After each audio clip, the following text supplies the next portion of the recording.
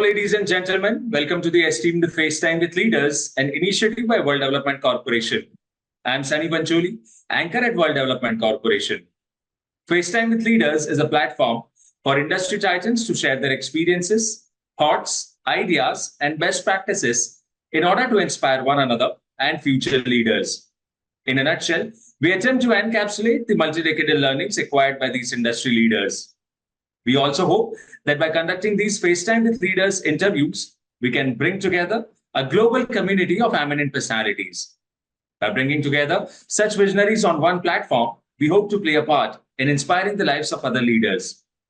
Great learnings from great leaders undoubtedly assist everyone by identifying, nurturing, and using the trade secrets that are proven success formulas for many. And this is what we aim for with these sessions, by making them a gathering of industry stalwarts and a knowledge-sharing community. We have one such industry heavyweight on FaceTime with Leaders with us today, Mr. Sandeep Kotwal. He is a skilled senior management professional with over 2.5 decades of diverse experience across finance, operations, and project management. He emerges as a dynamic leader in the global mining and steel industry.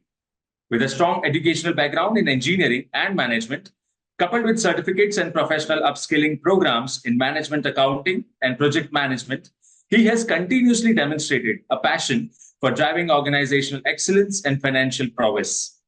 In his most recent role as the head of unit at Century Mining Co. Limited in Nigeria, he has been instrumental in overseeing financial operations, driving strategic cost control, and championing operational excellence in underground mining and ore processing. His leadership has led to significant improvements in inventory management, performance enhancement, and stakeholder relations, further solidifying his reputation as a results-driven leader in the mining industry. Welcome to FaceTime with Leaders, Mr. Kotwal. Thank you very much. So to begin with, to be on this platform, it's a great opportunity to interact with you. Likewise, sir. So to begin with, our viewers would like to know in brief about your career journey so far. Okay. See, I graduated from Malviya National Institute of Technology in Jaipur in 1995. It was a metallurgical engineering course which I completed. And thereafter, I was able to join management and technical in Steel Authority of India. I was positioned at Durgapur Steel Plant, wherein approximately I spent around 12 years. Where means in those 12 years, I learned a lot of things. Means it was in West Bengal, I did not know the language. Then the technology, everything was totally new, being a fresher from the college. The culture of that time in 1995 in Durgapur Steel Plant was totally unionized. So I had to digest all these new things, the language, the people, their ways of working, talking, everything. And specifically, it was dealing with technology as well as people. That is where my base was laid down. Foundation was laid down over there. And it taught me a number of things, specifically people management and the technology management, which is of prime importance in any manufacturing. So continuing with that journey, I also did ICWI. So during that time, I was able to relate the costing aspects of manufacturing. And if you see, an integrated steel plant is a small units of large unit, having all small units in a single row. You have a rolling mill, a different department, different types of rolling mill, different departments. Then you have other processing units like iron making, steel making shop, then coal, coke making. So these belong to some chemical industries also. So during my tenure, I was very curious to understand what people are doing and how they are doing. So after my work, I used to go to places, understand with my colleagues who are in the other department, because it was a huge batch of somewhere around 90 management trainees. And I used to talk to them, what is doing, how you are doing, and all those. Just gathering information and trying to understand. So that gave me a basic foundation of how to handle manufacturing unit anywhere. And then I learned the language also, and that gave me a very plus point. During that time, I implemented ISO 9000. Then we were making losses of some around 350 crores at Durgapur Steel Plant.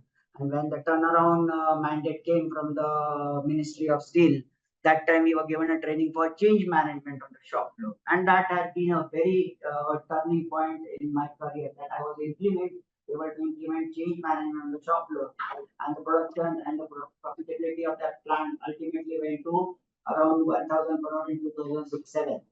So that was a good learning and development for me during that time. And after completion of ICW, then I was looking for opportunity in finance, because I was already handling the costing aspect. Because while doing costing, I was able to recognize what are the cost elements on the shop floor, and that gave me a very hands-on and very easy, fluid way, flawless way to understand the financials of a manufacturing unit. Though I was given an opportunity in budgeting and all those things, but I wanted a bigger role to play in that area also.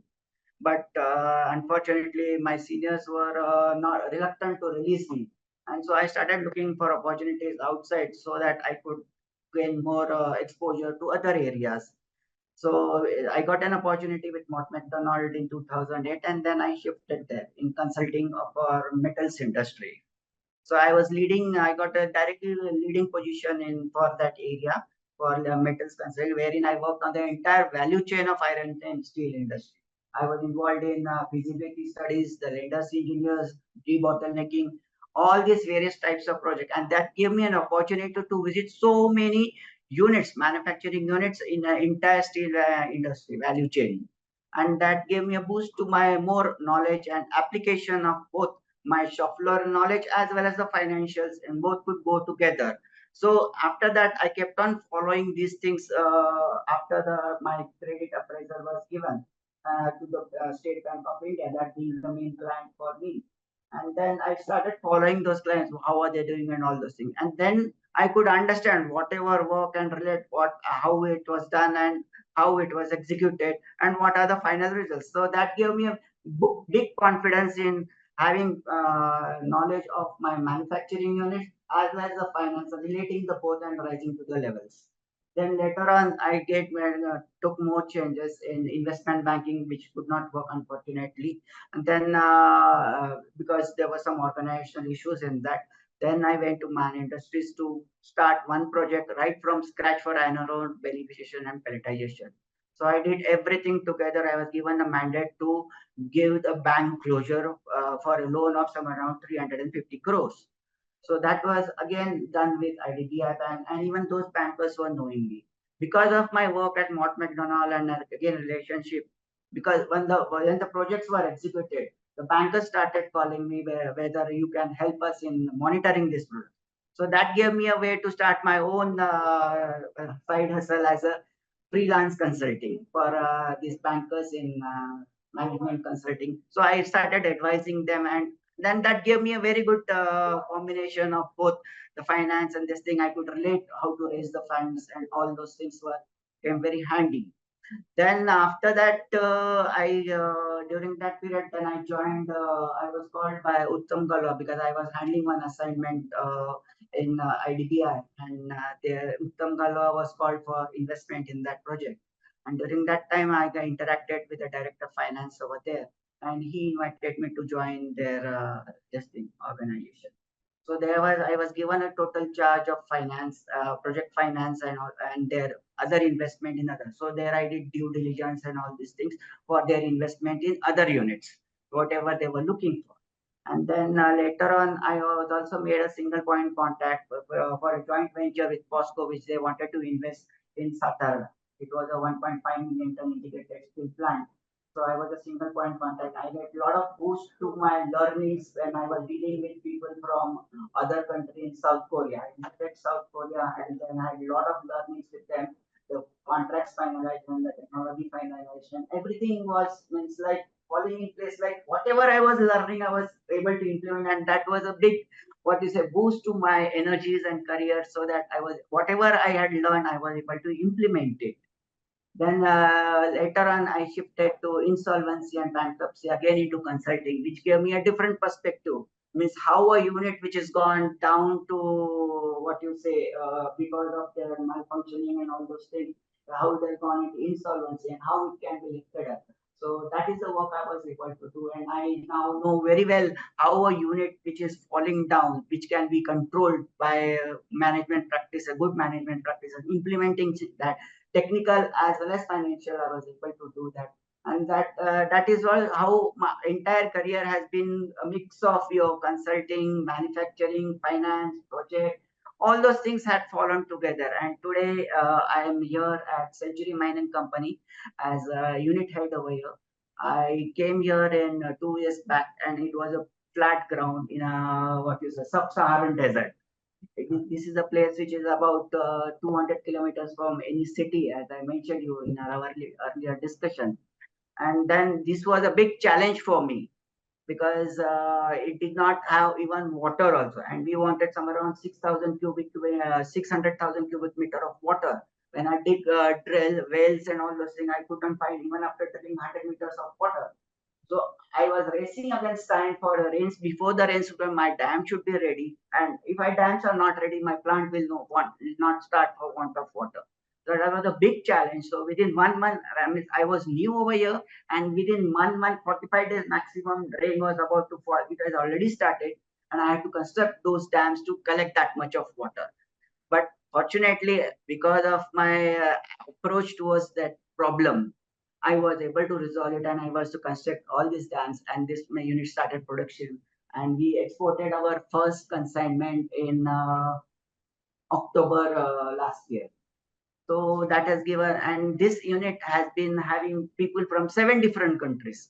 That was another challenge, understanding the people, their language. Of course, everybody is speaking English, but when the country changes, dialect changes. So you have to listen to them properly, what the person is telling, and give him a confidence. Yes, I have understood you, and what I told him, that has understood by him. This was a big challenge which I was able to overcome, and that's now we are now stable at this place. That has been my journey. Mr. Sandeep, thank you for the excellent start to this interview, and I must say your career journey is truly inspiring. Thank you. So continuing our conversation, your background includes expertise in financial control, operations management, and project management. So how do you integrate these different areas of expertise to drive overall organizational success? See, basically, basic concepts of manufacturing are almost same everywhere. Whether it is productivity, KPIs, and all those things get defined in a very short time. But then achieving this is a big task at hand. You have to ensure whether people have understood those things, and then they have to reciprocate. So you have to put a why. When people get to understand why they should do certain things, then how and what falls in place automatically. Because everybody comes with some experience, their works and they are not all freshers. Everybody has come with some experience and all this. So they start discussing, and I am quite open to the people. My doors are always open to anyone who is having to discuss any kind of issues, and that gives them the confidence. Yes, if I go to this man, he is going to give me a solution. He is going to listen to me and allow me to present my case, and then he can help me improvise that. That is the confidence I have been able to generate everywhere throughout my career to whatever people I have dealt with. And that's why all the pieces have fallen in place, whether it is finance, operations, projects, because it's the communication thing everywhere, wherever you go, how you communicate and how people you communicate, how you take their communication with you, that has formed a very important part in managing the thing. Managing and leadership also. See, there is a difference between a leader and a manager. Leadership always have to anticipate where can this guy have problem. So that has I have been very successful in understanding and telling the people, you will face problem over there. If you focus on this, you will you can overcome it. Otherwise, you come to. That is the way I have been able to integrate all those things and give my employers the best of it.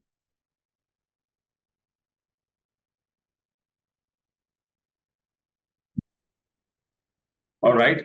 So continuing our conversation, can you provide an example of your leadership style that has positively influenced team performance? Yeah. Is where to begin.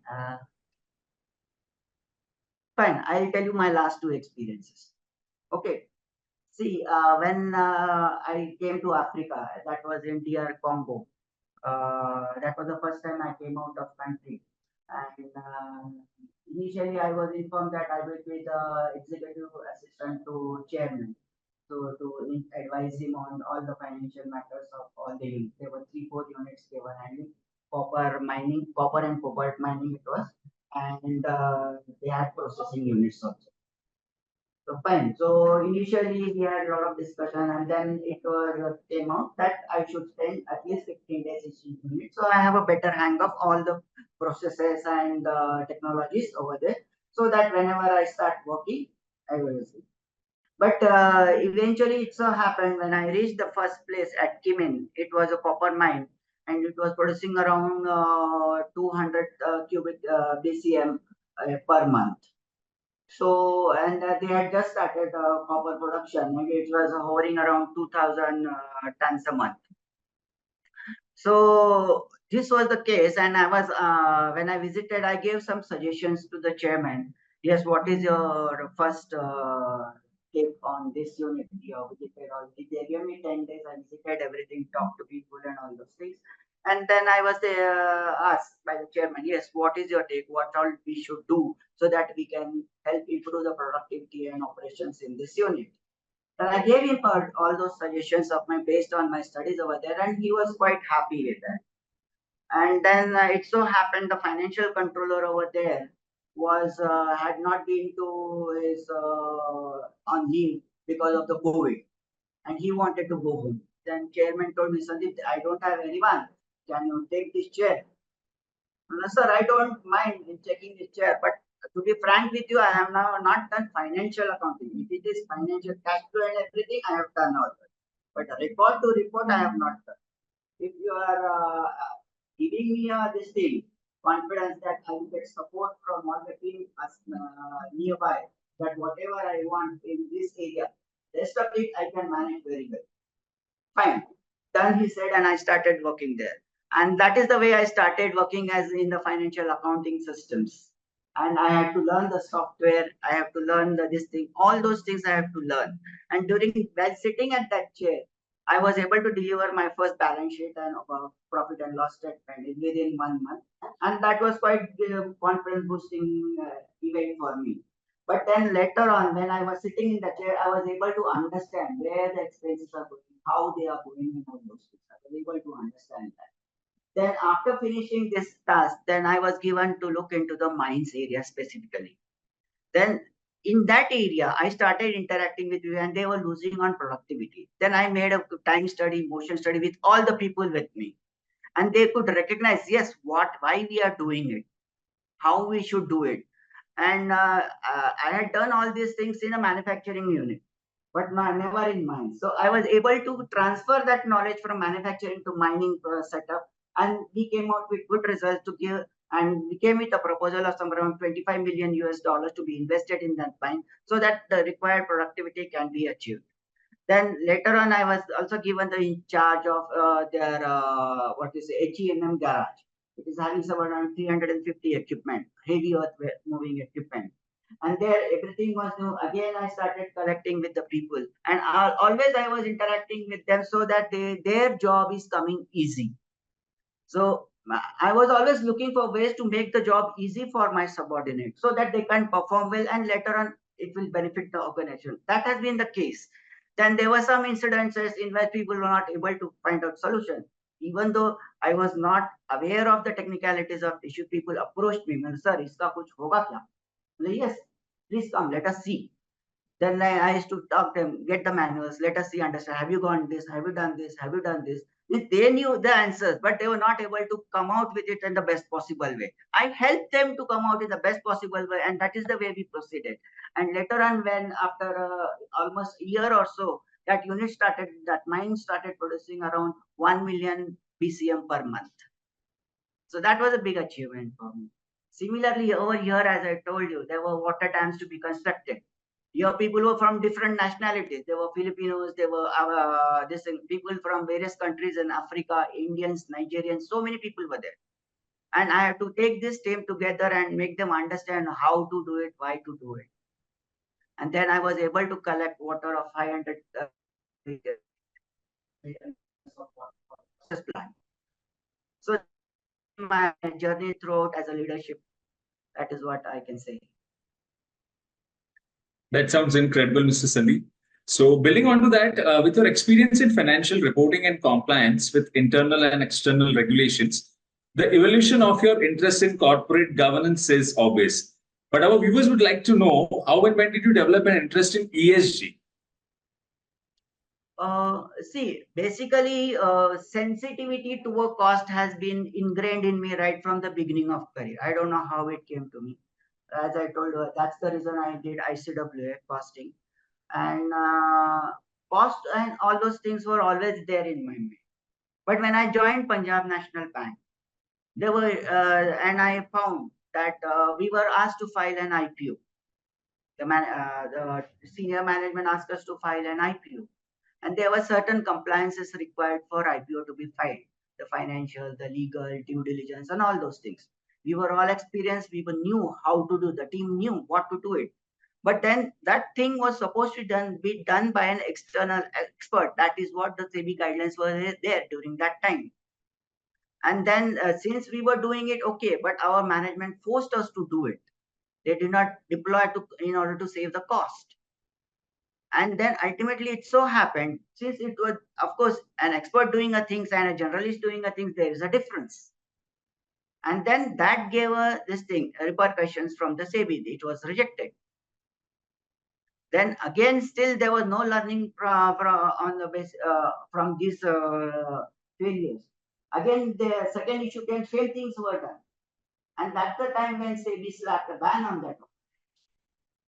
So if you see, if you're not following the compliances of the as defined by the statutory bodies, then these things are bound to happen in our life. And later on, as I progress, when I was, as I told you, I was doing feasibility and the techno-commercial appraisal for the big projects in the banks.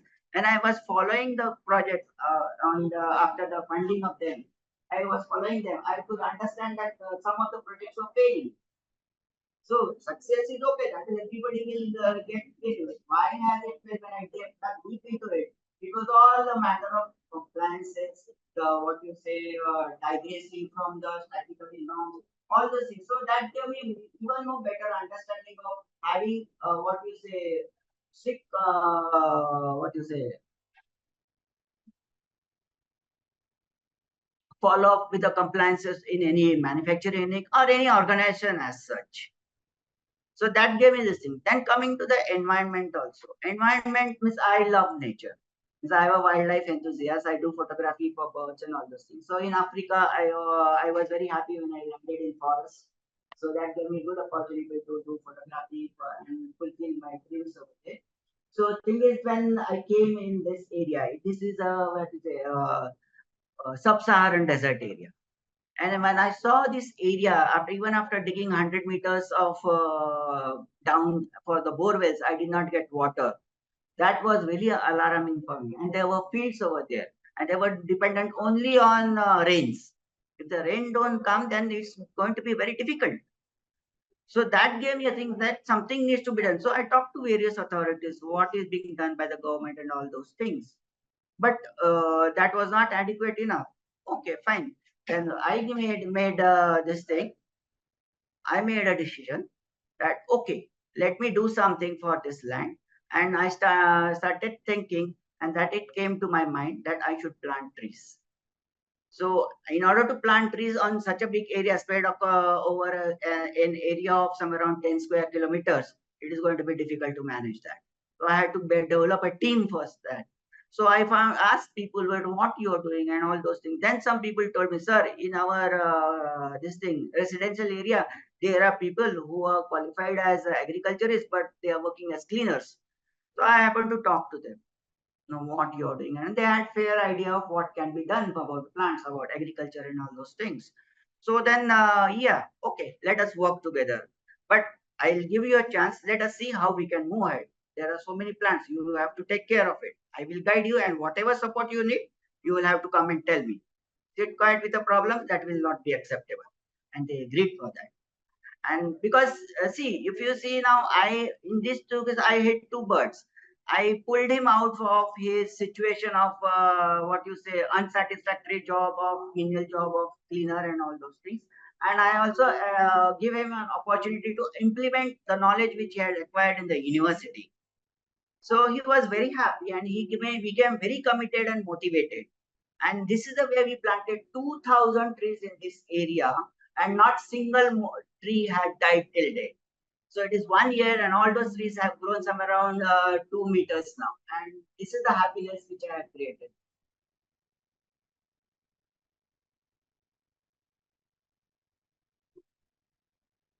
Amazing, amazing, Mr. Sandeep. All right, so moving forward, as an ESG and corporate governance expert, what values do you bring to the table? See, as a leader, I have always been curious in various things, various aspects of a business. And I have learned so many things in my life. Like, as I told you, case of PNB, other areas in my techno-commercial appraisal with the bank, follow-up with the projects and all those things.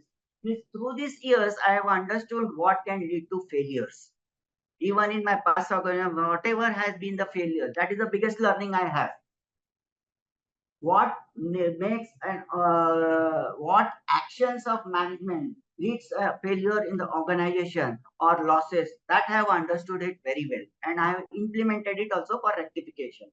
So that is the biggest thing. I can preempt what can go wrong by what actions, and then I can advise also, this is what we need to do, and this is how we can proceed.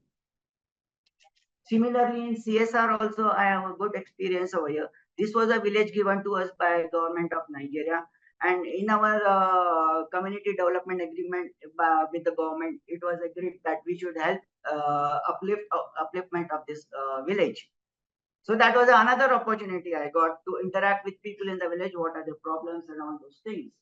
So during this, then I found some of their problems, and I was able to solve. One major problem was this thing, your disposal of agricultural waste. They were just burning it. Hello, why are you doing that? So I thought this can be converted into a proper fuel. So by searching internet and all those things, I found one machine which can convert it into a charcoal. This agricultural waste can be converted into charcoal. Otherwise, it is all littering our entire village, and everywhere there is dirt and dirt. So I convinced these people, yes, this is what I can do, and let us do it. This will help in cleaning the village, as well as it will also help in giving you fuel, because you are all the trees are being cut for want of fuel. So that can be some saving in the of your wildlife as well as nature. And then I found one machine, and I got that machine over there, and now it is giving charcoal. So every day I gave them the total management. I told them I will only help you in managing the things. I am not going to deploy money. I have given you this idea and given you the machine also. And then they have come up, and that way they have learned how to manage the people, how to manage a unit. So they are understanding our problems also, what are coming to us. So now the clashes between earlier, whenever in the starting, when whatever clashes we had, those are being subsided, because they are understanding what is the meaning of management and why things are being done like that. So it's a basically cohesive work environment which has been created. This is what I can bring up in any organization.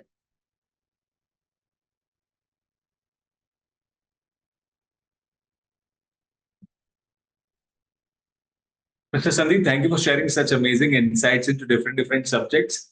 All right, so let's move ahead and let's discuss technology and its impact on your professional landscape. So here is my question to you.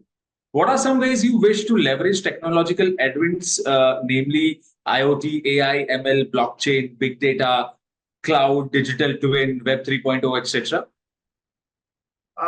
See, basically thing is all this in manufacturing unit, what you want is information at the right time at the right place, right? So this is where your IoT thing comes into the picture.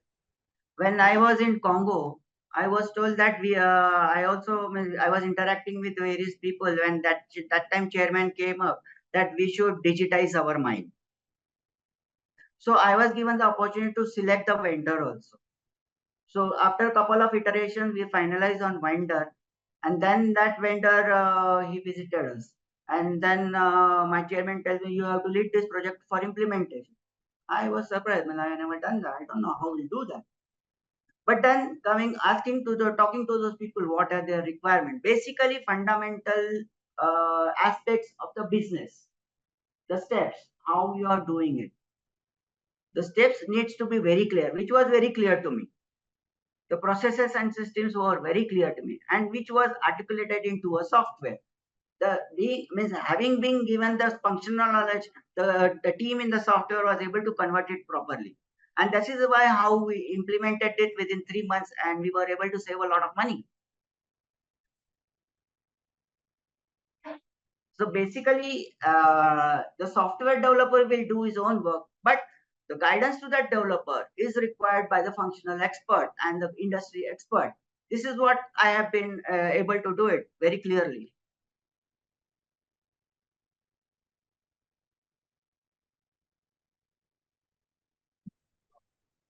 Amazing, amazing, Mr. Sandeep. All right, so this brings us to the last question of the session. And here it is. We are building a community of industry magnates. The move is meant for cross-pollination of knowledge and building a knowledge-sharing community of corporate giants and industry experts. So what are your thoughts about these initiatives taken by Mr. Zishan Pathan, Mr. Heval Mehta, and the whole team of World Development Corporation? Yeah, this is one of the best initiative which has been taken by this World Development Corporation.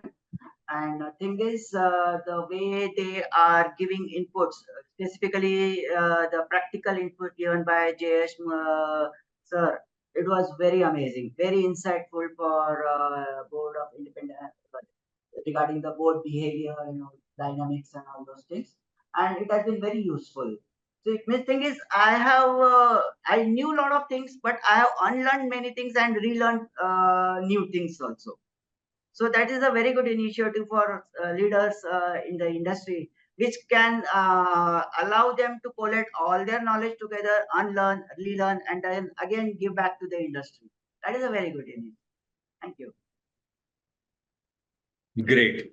It was fantastic conversing with you, and I'm confident that your insights will inspire future leaders. Thank you, Mr. Sandeep Kotwal, for joining us today, and we wish you the best for your future endeavors. Moreover, trust that this initiative by Directors Institute has unquestionably expanded the participants' understanding and enriched their minds. Yeah. Thank you so much. I'm really happy. Thanks. Thank you. Have a nice evening. Thanks. Thank you.